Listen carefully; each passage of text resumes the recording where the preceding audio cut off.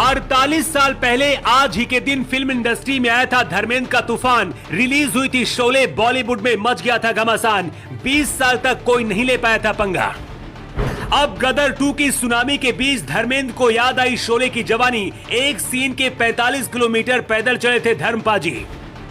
आज रिलीज होती शोले तो पानी भरते बाहुबली और पठान उस समय टूट गए बॉक्स ऑफिस पर कमाई के सारे रिकॉर्ड।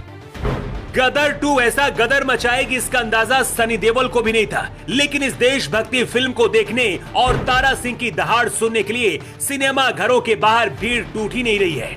15 अगस्त पर तो गदर 2 के लिए सुबह 6 बजे ही सिनेमा घरों के बाहर लोगों की कतारें लग गई। 48 साल पहले भी बॉलीवुड में ऐसा ही नजारा देखने को मिला था। बिल्कुल ठीक सुन रहे हैं आप। 15 अगस्त 1975 को यानी कि आज ही के दिन धर्मेंद्र की शोले रिलीज हुई थी। उस समय ना तो घरों में टीवी थे और ना ही बहुत ज्यादा सिनेमा घर। बहुत बड़े बड़े लोग ही सिनेमा घरों तक पहुंच पाते थे। लेकिन उस समय धर्मेंद्र ने बॉलीवुड में ऐसा गदर मचाया था जिसका शोर 20 साल तक बॉलीवुड को परेशान करता रहा।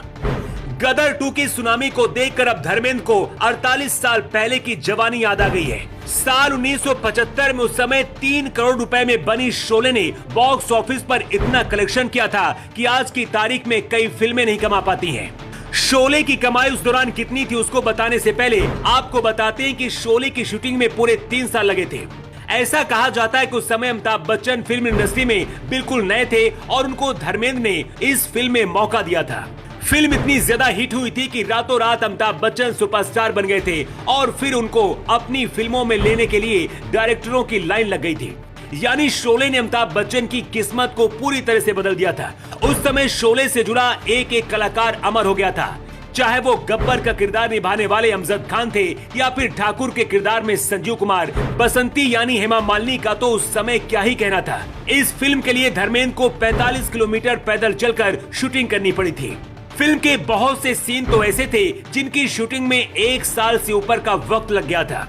अब आपको बताते हैं कि शोले की कमाई कितनी हुई थी। 48 साल पहले उस समय शोले ने बम्पर कमाई करते हुए बॉक्स ऑफिस के सारे रिकॉर्ड तोड़ डाले थे। 3 करोड़ की लागत से बनी इस फिल्म ने 35 करोड़ का कलेक्शन किया था।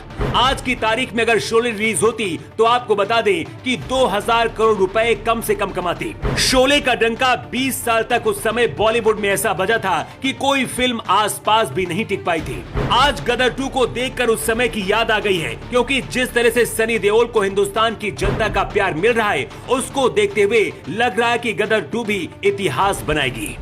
15 अगस्त के दिन तो गदर ने कमाई का छप्पर ही फाड़ दिया है। फिल्म 200 करोड़ के क्लब में तो दोपहर 12 बजे तक ही शामिल हो गई है।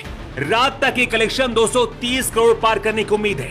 खैर कुछ भी हो, जिस तरह से शोले के किरदार अमर हो गए थे उसी तरह से गदर के किरदार भी अमर हो गए हैं। चाहे वो तारा सकीना की जोड़ी हो या फिर अशरफ अली। जीते और मुस्कान के किरदार ने भी गदर 2 में दिल जीता है तो विलन बने मनीष वाधवा ने लोगों का ध्यान अपनी तरफ खींचा है। गदर 2 देखकर जो भी सिनेमा घरों से बाहर आ रहा है वो हिंदुस्तान जिंदाबाद के नारे लगा रहा है। इससे साबित होता है कि सनी देओल के प्रति देश का प्यार कितना है। जिस तरह शोले ने अमिताभ बच्चन की किस्मत को बदल दिया, वैसे ही अब गदर 2 से भी कई कलाकारों की किस्मत बदलने वाली है।